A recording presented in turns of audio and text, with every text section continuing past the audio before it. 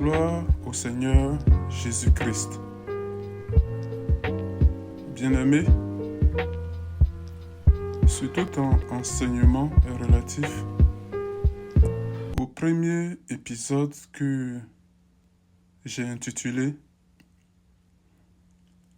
La Soulamite, une épouse qui prend des initiatives dans l'intimité conjugale. Cet enseignement-ci est en fait l'autre face de la médaille, sachant que dans l'intimité conjugale, il y a l'épouse et il y a l'époux. Rappelons-nous que la première phase de cet enseignement a concerné d'abord le rôle de l'épouse dans l'intimité conjugale, du fait que nous avons vu cela dans cette phase-là, que le livre du Cantique des Cantiques consacre, ou je dirais la Bible consacre tout un livre à l'intimité conjugale. Et force est de reconnaître que aujourd'hui, dans l'Église, une des choses qui est méconnue est tout ce qui a rapport à l'intimité conjugale. Les chrétiens, ce n'est pas que ils n'en ont pas besoin, mais parce que dans l'Église en général, et c'est une bonne chose, on enseigne ou on prêche beaucoup plus sur tout ce qui a rapport avec la foi, le salut, le Saint-Esprit, le baptême du Saint-Esprit et tout ce qui a rapport avec les doctrines. Mais quand il s'agit maintenant de l'intimité conjugale, on a tendance à se limiter à parler plus du mariage de façon générale. Or, l'expérience et les Écritures sont là pour nous le prouver, on va le démontrer par la parole. L'expérience nous montre que la première ou l'une des choses principales qui impactent aujourd'hui les chrétiens, les ministères, la foi et même parfois le salut, c'est tout ce qui a rapport avec le mariage. Et dans le mariage, il y a en particulier l'intimité conjugale. Puisque l'Église n'en parle pratiquement pas, alors les chrétiens vont chercher cela dans le monde. Ainsi, ils parcourent les réseaux sociaux. Ils vont aller écouter tout ça d'enseignements qui n'ont rien à voir avec la parole ou l'esprit même de la parole de Dieu. Ils vont donc aller manger n'importe quoi. Et donc aujourd'hui, qu'est-ce qu'on constate? On constate que dans les foyers chrétiens, il y a beaucoup de problèmes. Il y a des malentendus. Et les tribunaux même de divorce, aujourd'hui, sont remplis à la fois de chrétiens et de non-chrétiens. Ce sujet est pratiquement tabou quand on parle de l'intimité. Et pourtant, c'est un des sujets les plus fondamentaux, ou je dirais fondamentaux. En réalité, c'est comme quelqu'un qui a faim. Lorsque quelqu'un a faim, il ira chercher la nourriture là où elle se situe, ou là où on la trouve. Et puisque le chrétien a besoin parfois, je dirais, d'enseignement, de savoir la vérité scripturaire, mais ils en cherchent et ils n'en trouvent pas. Les Écritures ne disent-elles pas que dans les derniers temps, il y aura une famine? Les gens cherchent, ils ne trouvent pas. Nous devons aller se confier à des coachs, à des conseillers conjugaux qui n'ont rien à voir avec la foi que nous professons. Alors, c'est fort de tout cela que je crois que le Seigneur a attiré mon attention sur ce sujet-là qui est fondamental pour que nous puissions l'examiner ensemble afin d'aider les couples chrétiens à mieux vivre le foyer chrétien et en particulier l'intimité. J'invite donc le corps de Christ dans son ensemble à accorder une attention particulière à cet enseignement. J'invite d'ailleurs nos bien-aimés qui n'ont pas eu cette grâce d'écouter l'enseignement 1 que j'ai appelé épisode 1. Je vous encourage sur mon site, je dirais sur ma chaîne, à aller chercher et écouter cet épisode. Parce qu'elle concerne en particulier le rôle de l'épouse dans l'intimité chrétienne. Je dirais l'intimité conjugale. En fait, ce qu'on a reçu tous de façon générale, c'est comme si l'épouse doit être dans une position d'attente. Et c'est l'époux qui doit prendre l'initiative. Et lorsqu'une chrétienne commence à prendre l'initiative, alors, de façon générale, on a tendance à la voir comme une épouse charnelle, vulgaire, ou parfois même impudique. Et pourtant, les Écritures disent autre chose. Et ça, on peut retrouver ça dans l'épisode 1. Cette phase-ci, cet enseignement-ci, est en fait, je dirais, une continuité de l'autre épisode que nous avons déjà partagé. Donc je n'appellerai pas cela épisode 2, mais ce sera épisode 1 bis ou prime, peu importe comment on l'appelle. Ce sera consacré au rôle de l'homme dans l'intimité conjugale. Je dirais cela, l'homme du cantique des cantiques, l'époux du cantique des cantiques, un bâtisseur dans l'intimité conjugale. Dans beaucoup de foyers, je dis foyers chrétiens, on pense que le rôle de l'homme se limite à désirer l'intimité, c'est-à-dire qu'à le vouloir, à faire le premier pas, à initier.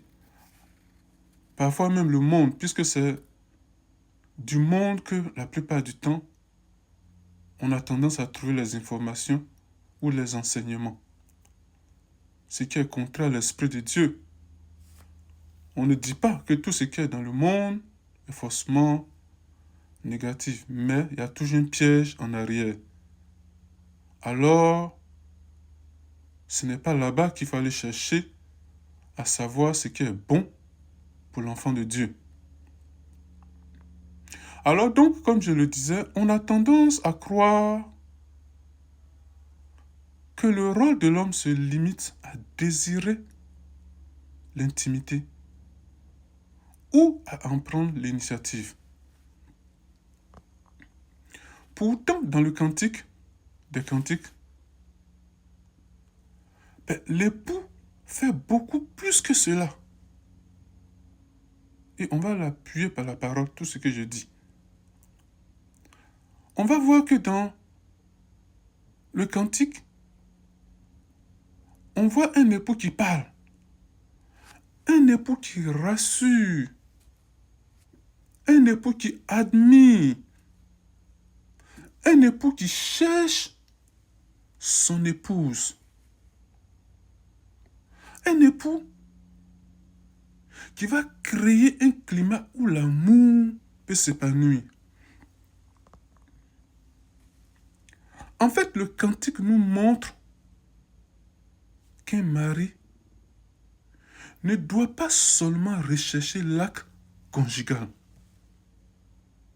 Il doit aussi nourrir le cœur de son épouse. On sait tous que la plupart du temps,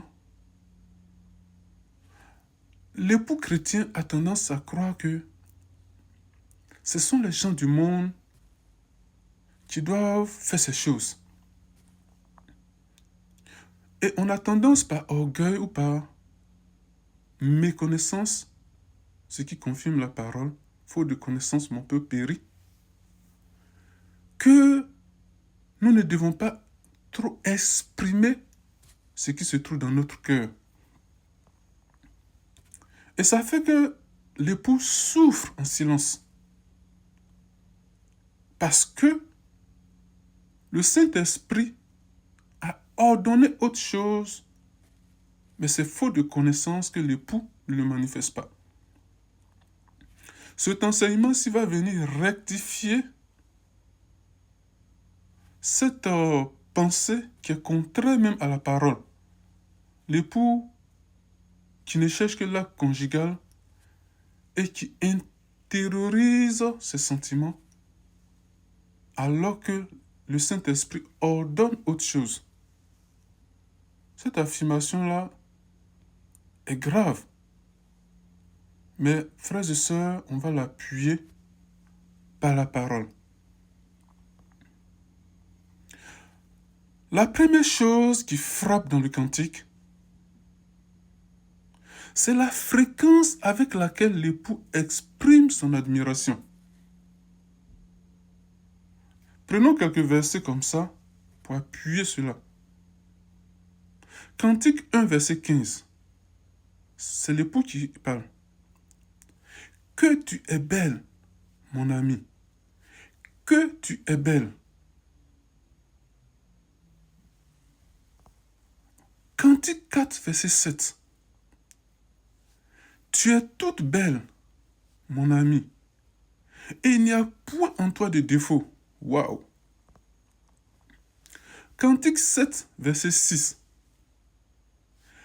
Que tu es belle, que tu es agréable. Oh, mon amour, au milieu des délices. On voit que l'époux ne considère pas que son épouse sait déjà qu'elle est aimée. L'époux va aller au-delà, il va le lui dire. Il va parler à l'épouse. Il va dire l'amour qui se trouve dans le cœur. La Bible montre donc que, d'ailleurs, je ne dirais pas donc, la Bible montre clairement que les paroles ont un pouvoir de vie, frère. Toi qui m'écoutes. Allons-y lire Proverbe 18, verset 21. La mort et la vie sont au pouvoir de la langue.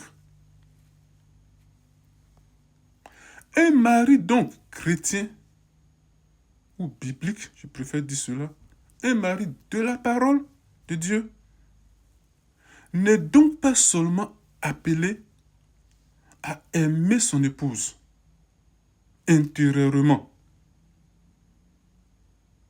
Il doit aussi lui communiquer cet amour.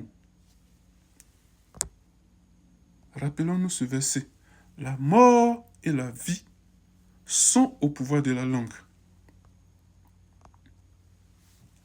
Dans Cantique, il y a quelque chose d'autre qui va nous frapper.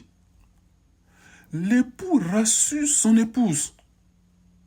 C'est le rôle de l'époux de rassurer son épouse. Et toutes les affirmations que nous faisons ici, appuyons cela par la parole. Il y a un prophète Isaïe qui disait que celui qui ne parle pas, selon cette parole, il n'y a pas de lumière en lui. Alors c'est bien, on peut affirmer des choses, mais il faut que ce soit la parole et l'esprit de la parole. Nous restons dans cet esprit. Regardez ce que la Sunamite va dire.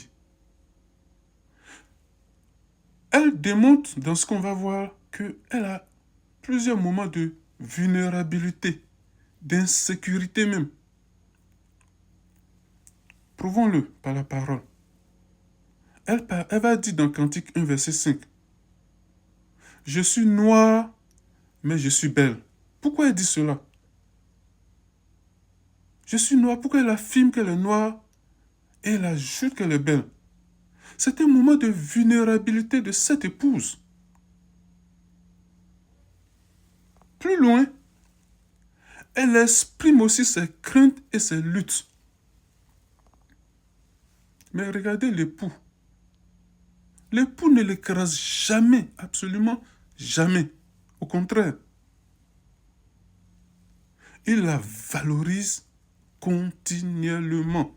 J'insiste là-dessus, mon frère. Il la valorise continuellement. Cela même d'ailleurs va rappeler le modèle de Christ. Éphésiens 5, verset 25, Paul va dire ceci. Marie, aimez vos femmes comme Christ a aimé l'Église et s'est livré lui-même pour elle. Le mari, donc, selon la parole, n'est pas appelé à fragiliser la confiance de son épouse, mais à la fortifier.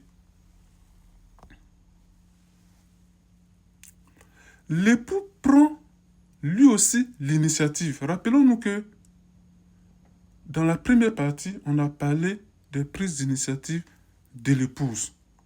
Et j'encourage mes sœurs du corps de Christ à aller écouter cet enseignement qui se trouve sur ma chaîne. Mais on va aussi montrer que l'autre face de la médaille, l'époux prend lui aussi l'initiative. Regardons ce que Cantique 2, verset 10 va dire. Lève-toi, mon ami au féminin, ma belle, et viens. Cantique 2, verset 14 dit ceci. Ma colombe, qui te tient dans les fentes des rochers. Il va continuer. Fais-moi voir ton visage. Fais-moi entendre ta voix. Amen. Dans ce verset, on voit que l'époux cherche la présence de l'épouse. Il va donc l'appeler. Il va l'inviter. Qu'est-ce qu'on peut retenir de cela? L'intimité biblique est donc une démarche mutuelle. L'épouse le fait. On trouve cela dans Cantique 1. Et l'époux le fait. On trouve cela dans Cantique 2. Poursuivons cet enseignement. L'époux est attentif à la personne avant d'être attentif à l'acte. Mon frère, c'est fondamental. Ce n'est pas l'acte qui précède la personne. C'est la personne qui précède l'acte conjugal. Une chose qu'il faut remarquer dans le livre du Cantique des Cantiques est le temps consacré aux paroles. Les paroles ont tellement un sens. Il y a énormément de temps consacré aux paroles. Avant que les deux époux se rencontrent, il y a énormément de conversations. L'épouse parle et l'époux parle. L'épouse parle et l'époux parle. Il y a des compliments. Il y a des invitations. Il y a de l'admiration. Cela va rejoindre un principe général de la parole de Dieu. Philippiens 2, verset 4 dit ceci. Que chacun de vous, au lieu de considérer ses propres intérêts, considère aussi ceux des autres. Amen. Ça s'adresse aux époux et aux chrétiens en général, à l'épouse et à l'époux. Au lieu de considérer, mon frère, tes propres intérêts, au lieu de considérer, ma soeur, tes propres intérêts, considère aussi ceux de ton vis-à-vis, de ton épouse ou de ton époux, selon. L'époux du cantique ne cherche pas seulement ce qu'il veut recevoir. Il va au-delà. Il cherche aussi à réjouir celle qu'il aime. Et puis, mon frère, rappelons-nous que les Écritures nous ordonnent un certain nombre de choses qui sont fondamentales pour le bon fonctionnement et de ton foyer et de l'intimité dans ton foyer. L'époux doit nourrir la sécurité émotionnelle de son épouse. Regardez, lorsque la Sunamite décrit son bien-aimé, elle dit « Mon bien-aimé est à moi et je suis à lui. » Mais pourquoi? Pourquoi elle est aussi certaine? Pourquoi elle n'a aucun doute à faire une telle affirmation? Mais cette certitude ne naît pas par hasard. Absolument pas. Cette certitude-là est le fruit d'une relation entretenue. Une relation qui est entretenue constamment. Dans le mariage chrétien, l'intimité prospère là où règne la confiance. Là où règne la fidélité, là où règne la sécurité. Proverbe 5, verset 18 nous dit « Réjouis-toi de la femme de ta jeunesse. » Il faut te réjouir, mon frère. Il faut la rassurer. Il faut l'aimer. Il faut le lui dire. Hébreux 13, 4 dit que le mariage soit honoré de tous.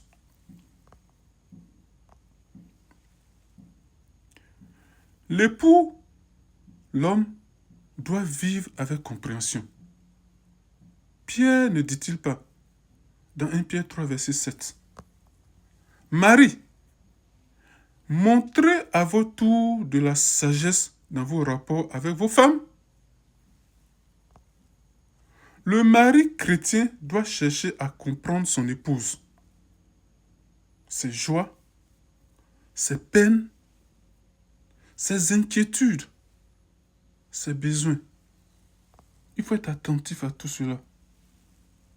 Le cantique donc montre un homme qui observe attentivement celle qu'il aime, son épouse, et qui connaît sa valeur, qui la valorise constamment. Pour ne pas qu'on soit trop long, je vais conclure ceci. Sur ces quelques points, je vais dire.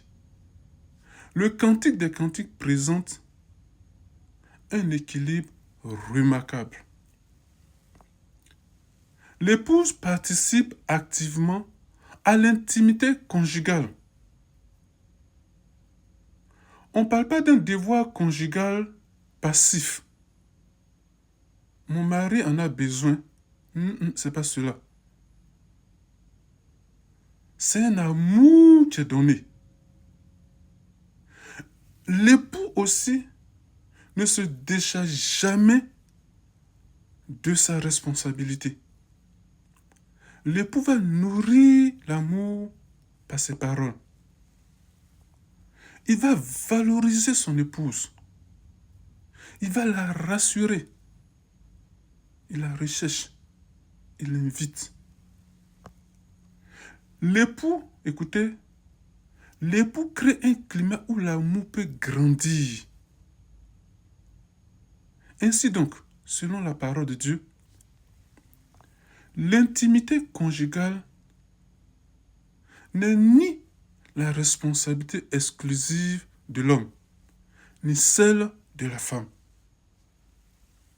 Elle est l'œuvre des deux époux qui se recherchent mutuellement dans l'amour, qui se donnent mutuellement dans l'amour, qui vont s'honorer l'un de l'autre. Ils vont avoir de la bienveillance. C'est cela l'amour.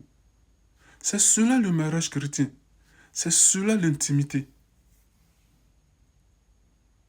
Finissons donc sur ce verset fort du Cantique 2, verset 16.